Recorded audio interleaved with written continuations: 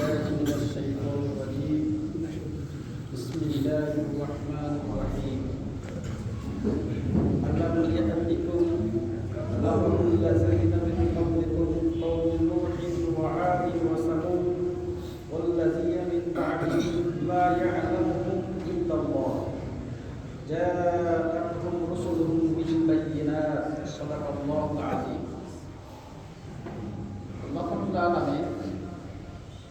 হযরত মুহাম্মদ সাল্লাল্লাহু আলাইহি সাল্লামকে উদ্দেশ্য করে বলে, হে রাসূল, আপনার পূর্বে নূহ আলাইহিস সালাম, আদ এবং সামুদ, এর আগে এবং এর পরে পৃথিবীতে অনেকগুলো ঘটনা ঘটছে। এটা আল্লাহ ছাড়া দুনিয়ার কেউ জানে না। কথাটা বলেন কে? লক্ষ্য রাখবেন,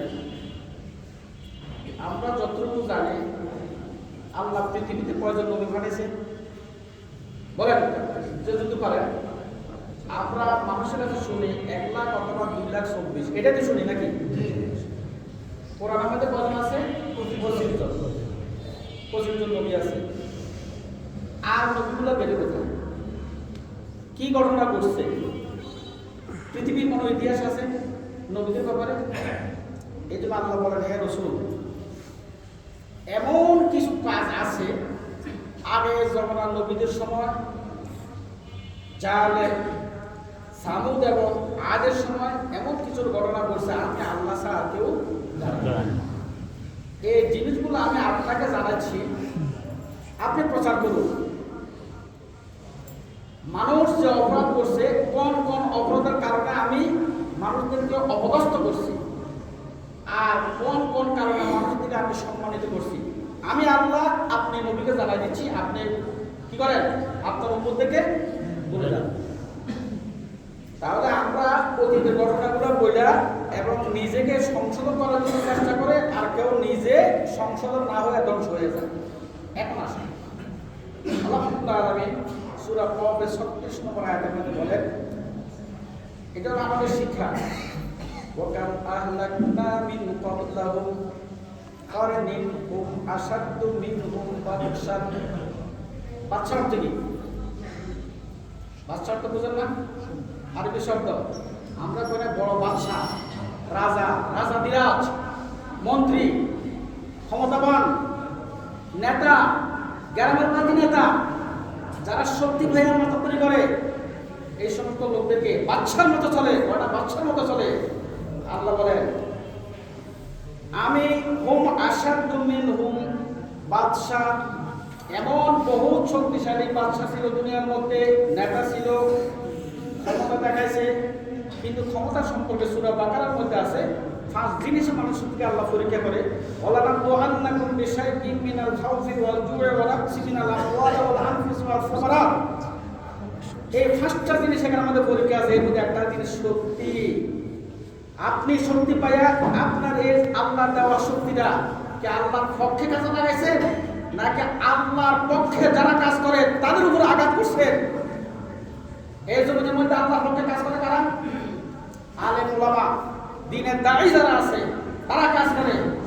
আর জালেম শক্তি যাদেরকে আল্লাহ দিয়েছেন, এরা যদি এই আলেমদের উপরে, দ্বীনের দাঈদের উপরে যদি এরা আঘাত করে, তখন তাদের পরিণতি কি হয়? আল্লাহ এটা এখানে বলছেন। আল্লাহ বলেন, হে রাসূল, হুম আশাদ্দু মিনহুম হুম বাদশা, এমন শক্তিশালী। এখনকার বর্তমানে শক্তি থেকে, বাচ্চা থেকে, রাজা বাচ্চা থেকে, প্রধানমন্ত্রী থেকে, নেতা থেকে, আগের বাচ্চারা অনেক শক্তিশালী ছিল। এই জালেম বাচ্চা থেকে আমি কি করছি? আহলাকনা, আমি সবাইকে ধ্বংস করে দিলাম।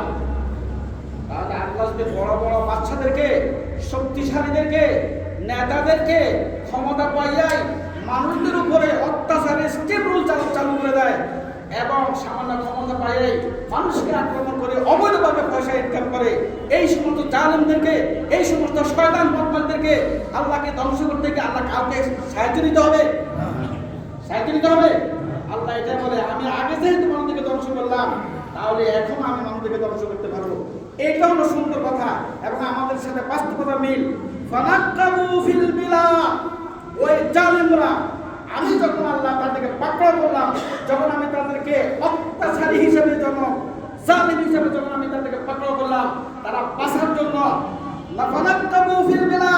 দেশে দেশে এক দেশ থেকে আরেক দেশে আশ্রয়ের জন্য প্রার্থনা করছে, দরখাস্ত করছে, অনুনয় করছে, কাকুতি মিনতি করছে, তারা পৃথিবীর কোথাও তাদেরকে আশ্রয় পায় নাই।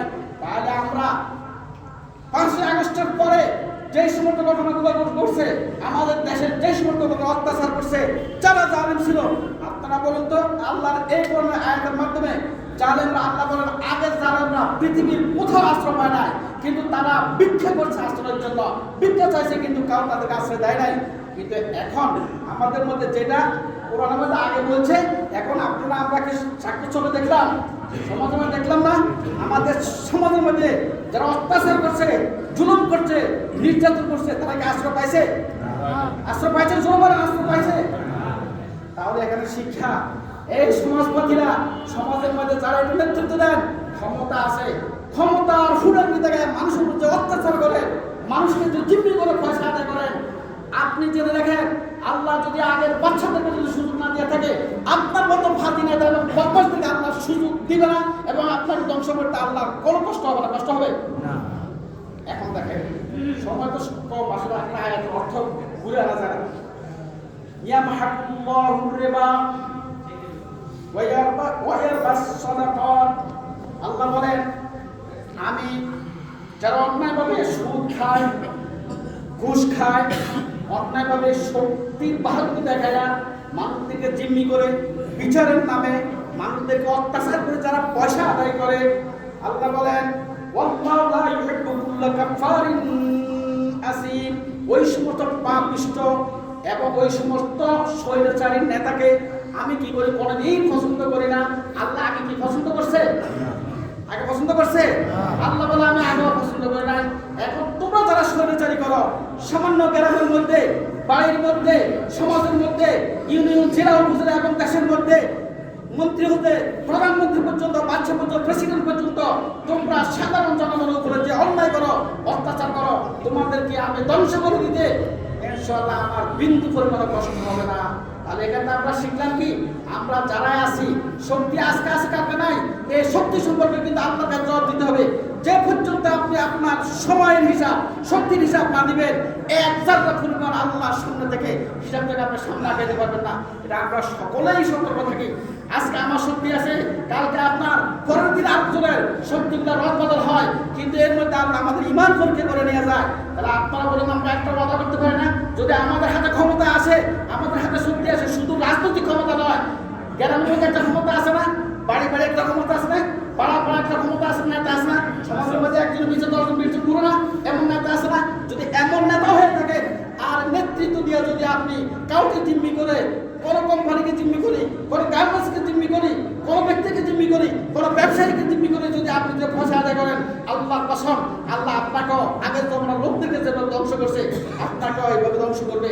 এই জন্য আল্লাহ কিন্তু বিন্দু পরিমাণ দ্বিধাদ্বন্দ্ব করবে না ইনশাআল্লাহ। আল্লাহ আমাদেরকে বোঝার তৌফিক দান করুন।